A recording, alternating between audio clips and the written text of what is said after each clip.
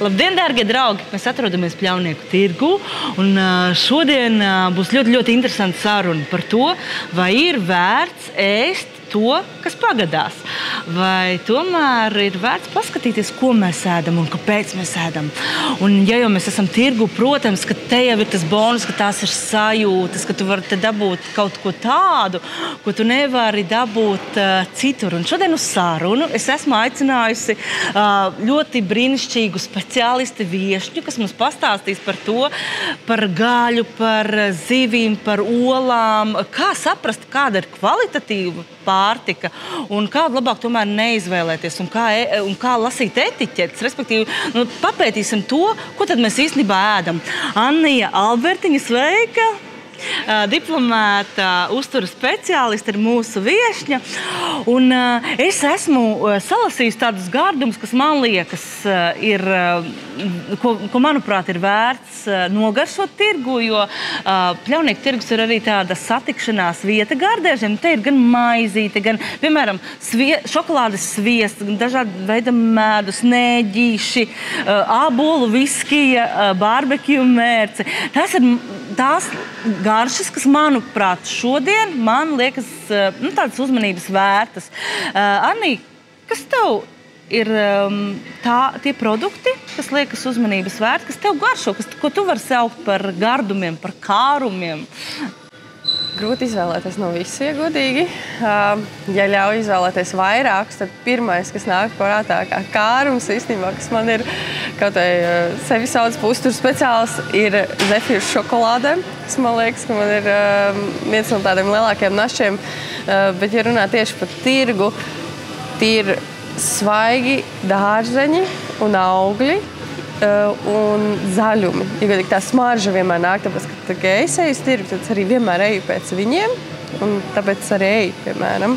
Bet, zini kā, teiksim tā, citi saka, ka veikalā ir lētāk, un te ir tie svaru kausi lētāk, bet kāpēc tu augļus dārziņus tomēr pēc tirgu? Kas tev nostrādā par to bonusiņu, par to plusiņu?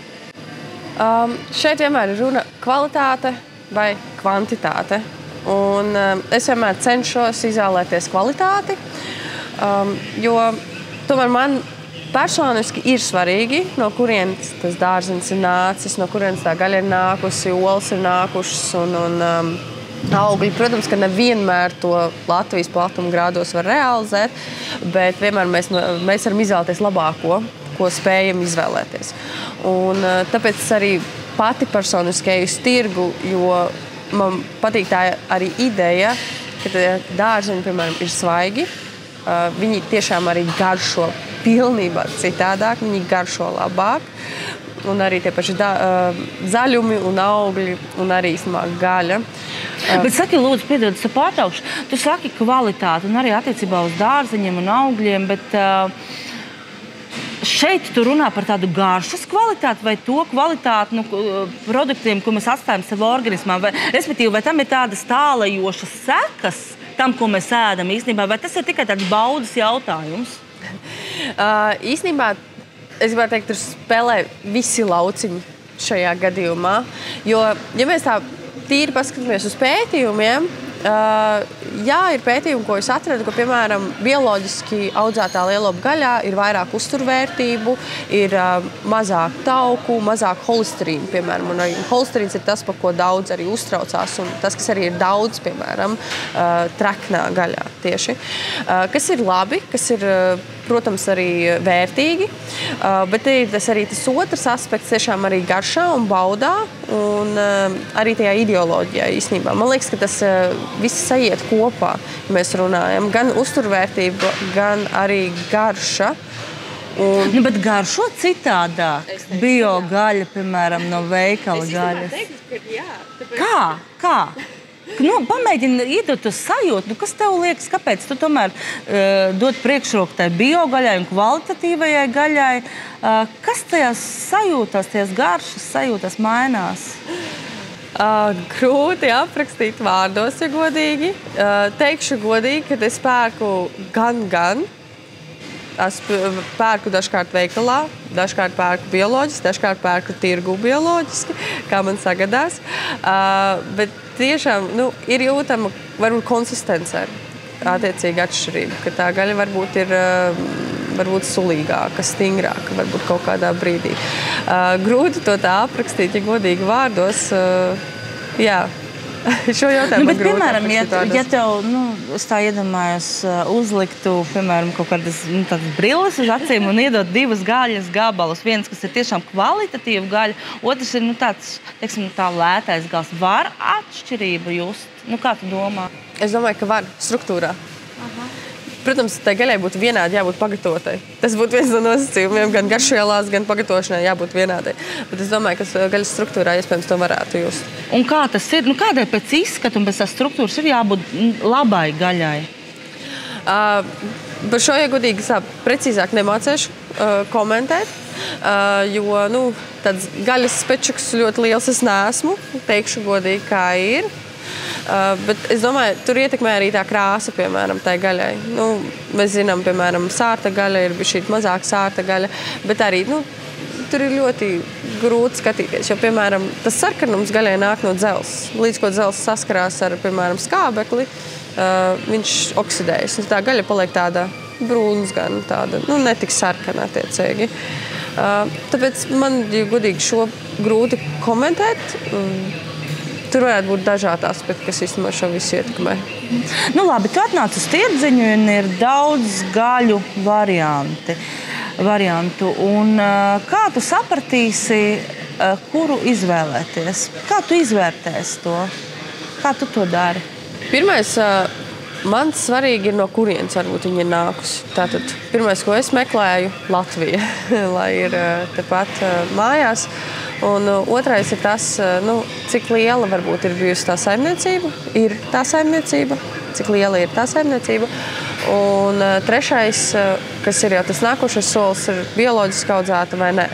Tas ir pēc kā es izvēlos, jo, kā es saku, kvalitāte pret kvantitāti. Ja pēc tā gaļa, es uzskatu, ka viņa nav jāēd varbūt tik daudz, viņu var ēst, es pati tā teikt, arī esmu gaļādāja, tas nav nekāds noslēpums, bet es cenšos, tā teikt, visu sabalansēt. Ikdienā iekļaut arī veģetārās, vegāniskās idejas.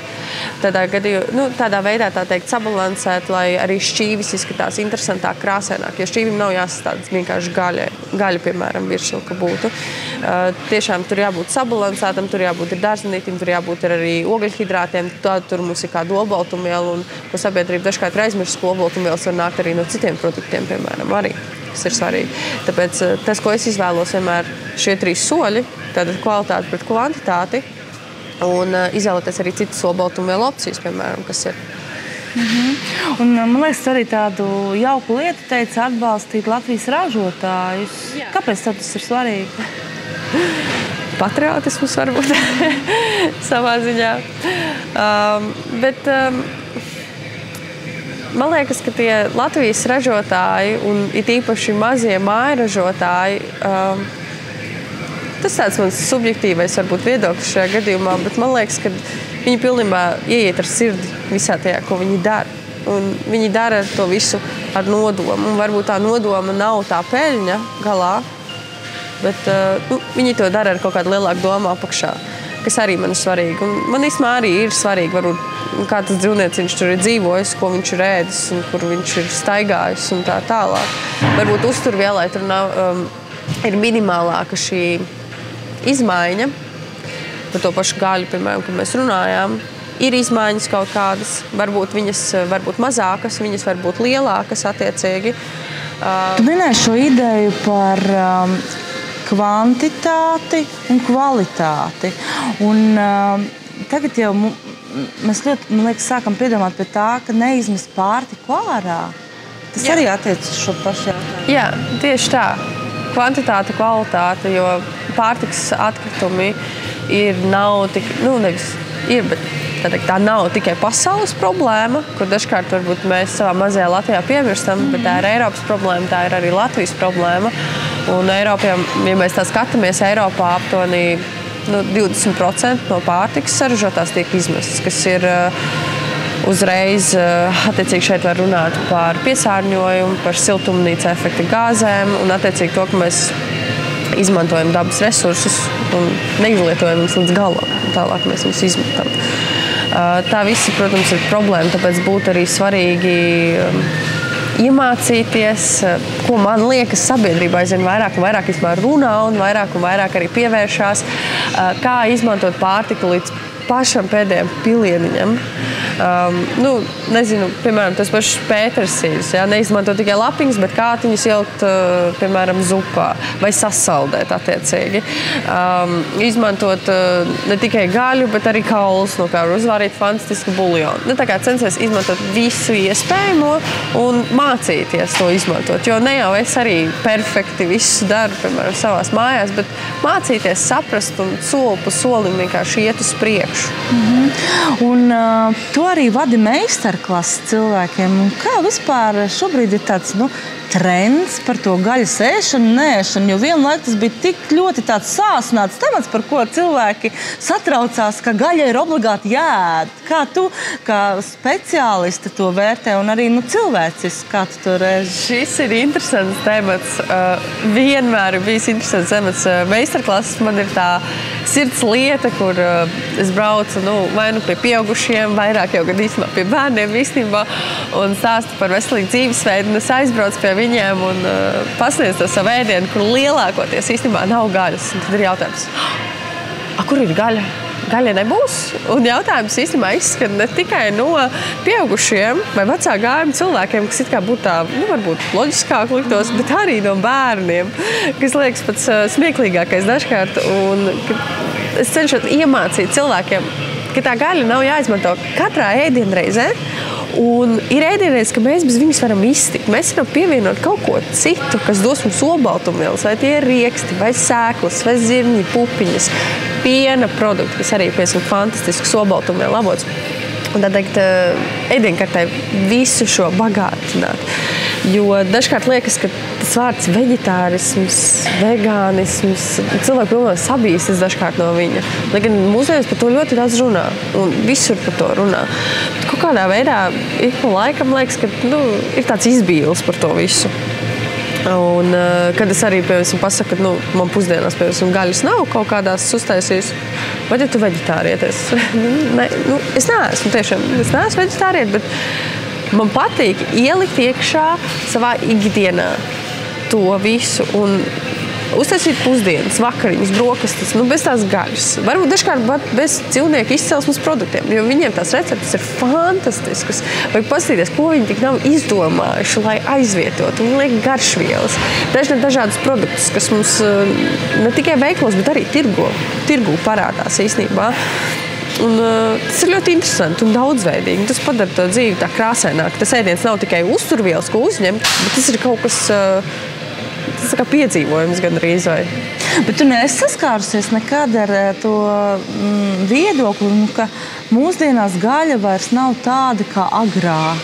Agrāk bija kvalitatīva gaļa un mūsdienās ir kaut kas pilnīgi cits. Es vienkārši ik pa laikam dzirdu, ka cilvēki tā runā, saka, domā, kā tu to esi? Ik pa laikam es dzirdu par dažādiem pārtiks produktiem. Ne tikai par gaļu, bet par dažādiem.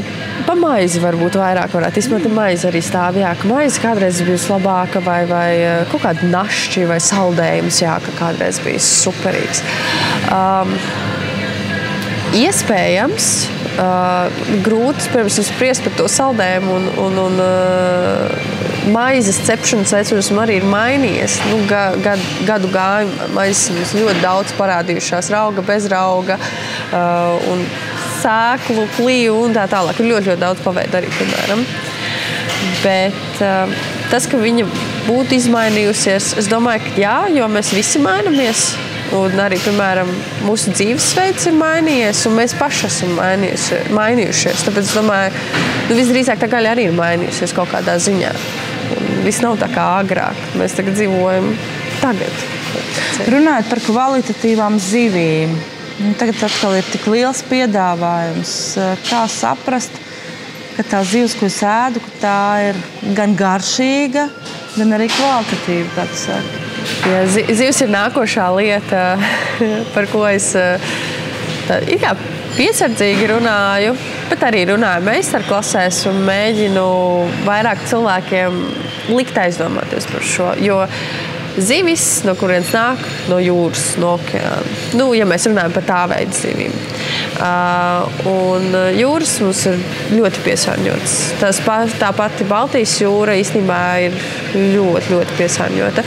Un tie ir tie smagie metāli, kas ir zivīs, un viņi uzkrājas arī mūsos. Mums ir ļoti grūti no viņiem tikt vaļā.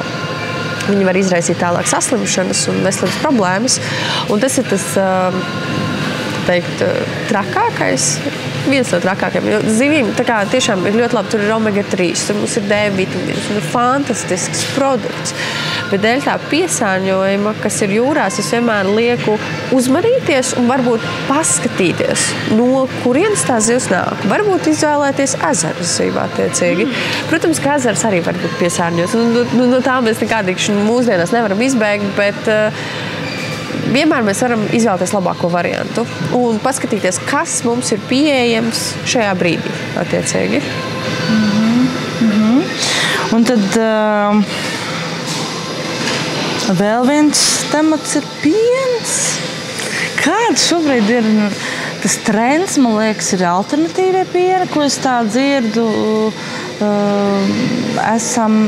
bet tīri no tāda kvalitātes viedokļa. Kā tu redzi, piens ir vajadzīgs, izvēlēties kaut ko citu, vai izvēlēties alternatīvu, kā tu to redzi?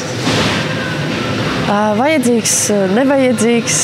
Katram cilvēkam ļoti individuāli, bet es uzskatu, ka pieaugušam cilvēkam gluži piens glāzēm nebūtu jādzer.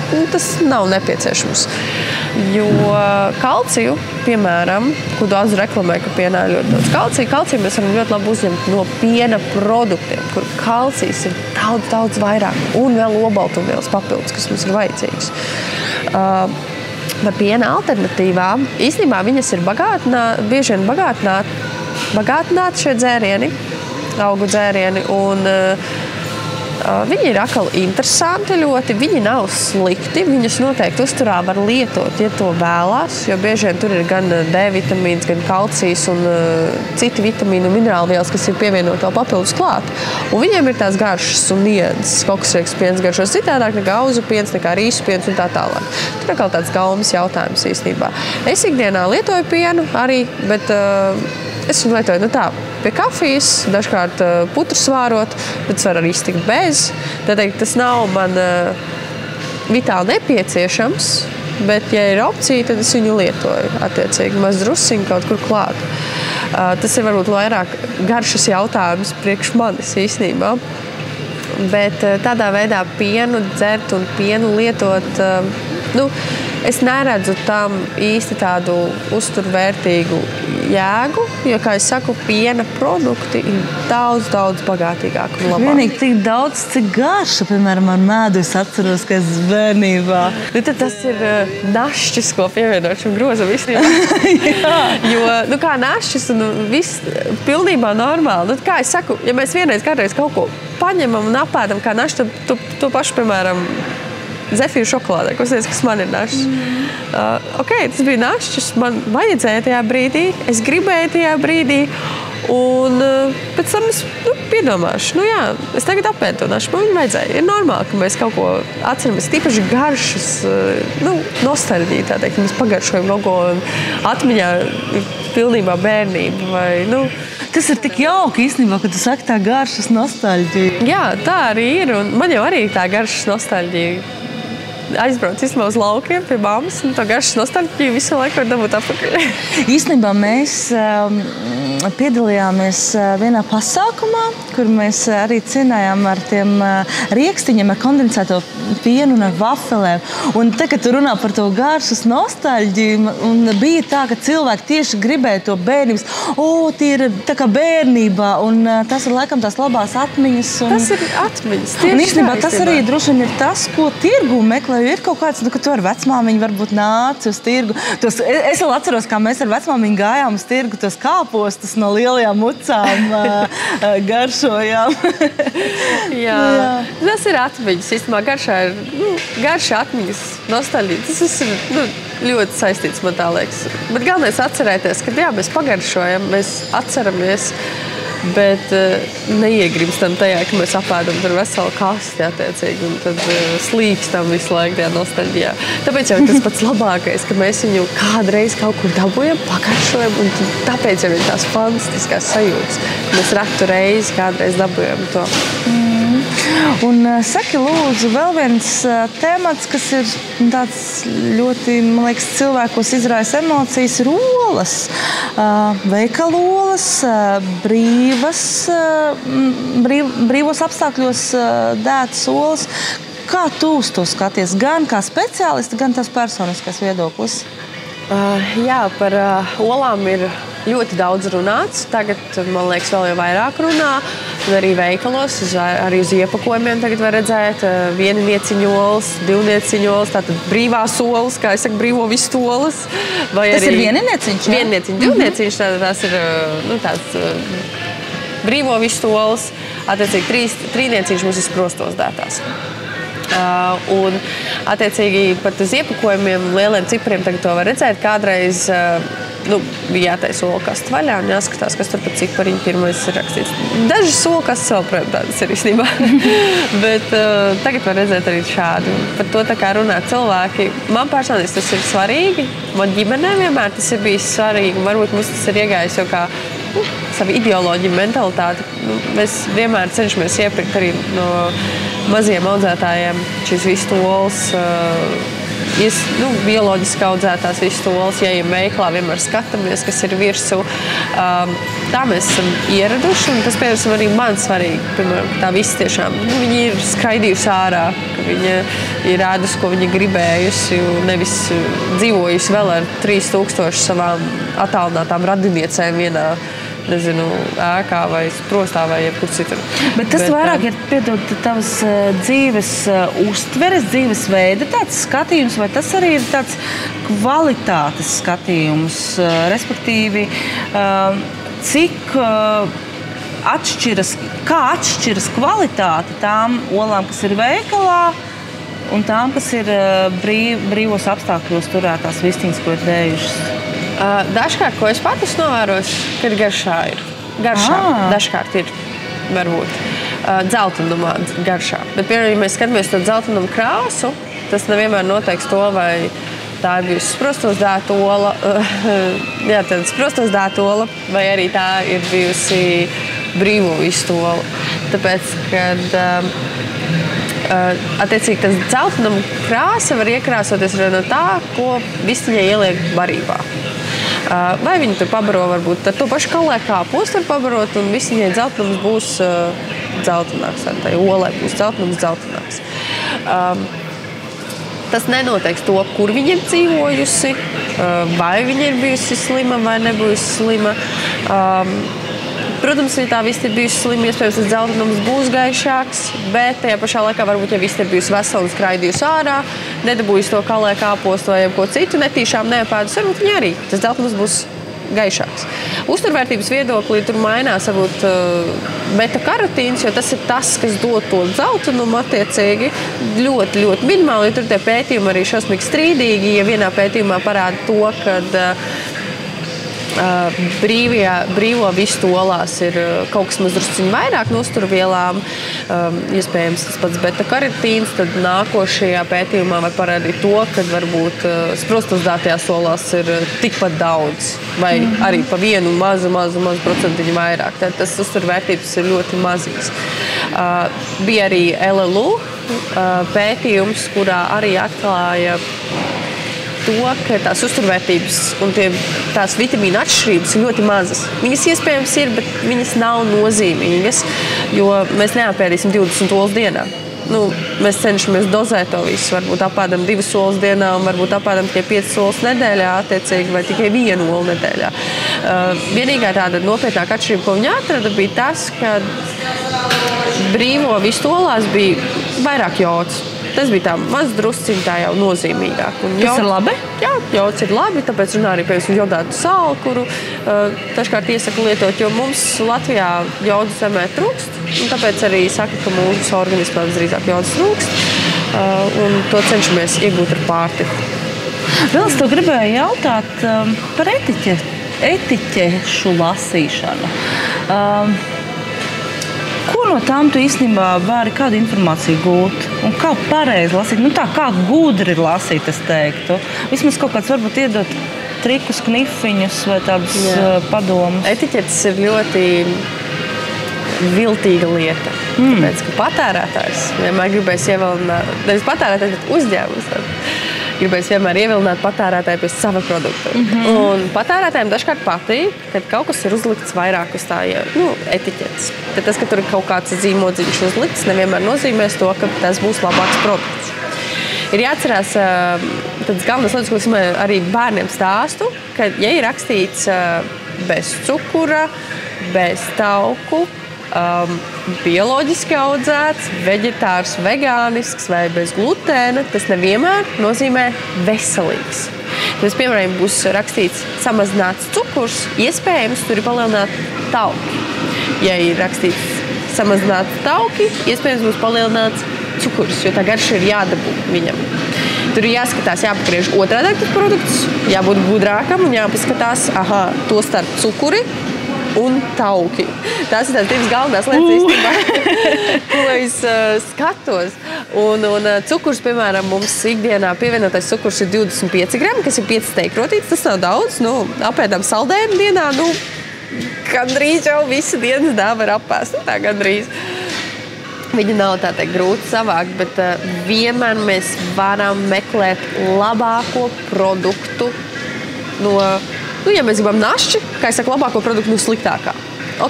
Visos mūsu laboratorijos viņos arī ir cukurs, bet kas viņiem ir labs? Rieksti, sēklas, auzu pārslas. Pievienotā vērtība vēl kaut kāda. Nevis šokolādes batoniņā, tie ir piena šokolādes batoniņā, ir tīpaši. Ne? Un skatīties šīm visām niansēm, jo, protams, ir labi. Es arī bieži vien izvēlos bioloģiski audzētu. Man ļoti patīk, jo tas produkts ir tīrāks, bet tas nenozīmē, ka veselīgāks. Tāpat var pievienot cukuru, taukus, sāli, kas mūsu organismam, kā mēs zinām, nav labs. Tas pats ir veģetārs, vegānisks. Dažkārt cilvēkam liekas, ka tas ir veselīgs. Nē, tāpat var pievienot cukuru, taukus un sāli. Tieši tas pats stāsts. Ir jāskatās līdzi un jāpagriežas produkts uz to uzturvērtības sadaļu. Viss šī jāpaskatās tā teikt līdzi. Vesela etiķešu pasaule. Jā, tur ir interesanti. Jā. Mārketings, man liekas, tur ļoti daudz apakšā ir. Nē, es sapratu to, mīļie draugi, arī jūs šajā etiķešu pasaulē apjukāt vismaz jau šajā sākuma posmā. Es iesaku noteikti vērsties pie Annijas Albertiņas, diplomētas uzturs speciālists. Viņa palīdzēs gan izlasīt etiķetes, gan saprast, kas ir ne tikai kvalitatīvs, bet arī garšīgs ēdiens. Annija, mīļš, paldies tev par sarunu. Es vēlos tevi cienāt ar gardumiem, ko es šodien atradu Pļaunieku tirgu, bet man arī tās garšas sajūtas mainās. Viendien man gribās kārumus, un es izvēlos tur halvu, tur dažādas veids vai olīvas, piemēram, ar apelsīniem. Bet šodien es tev gribēju tādu latvisku, varbūt maizīti, no rekušīte, no... Lielais kukuls, senā rupmais, kas ir no Lielezera. Un tad es jau izvēlējos dažādus medus, burciņas, tur ir pieniņu medus un viršu medus, sviestu šokolādes. Es mēģināju tādu no straupes. Būs man našķis. Jā. Es tev tāds, un reku vēl nēģi. Ēd nēģis vispār? Man māma dievina nēģis, vismā visi ģimenē dievina nēģis. Es kaut kā neesmu iedraudzējušies viņiem. Bet varbūt tur būs tādas vēl ziltiņas, vēl īpaši, ko man pārdevēja. Jā, man pārdevēja teica, ka šīs esot ļoti populārs, cilvēkiem ļoti garšo. Paldies, Annija, par sarunu. Mēs runājam šodien par to, ka tomēr ir vērts neēst visu, kas pagadās par rokai, bet paskatīties, kas ir kvalitatīvs. Un, ja galīgi negribas domāt par to veselības aspektu, vismaz tad, kas ir garšīgs un kas sagādā baudu. Paldies, mīļie draugi! Tā, uz tikšanos!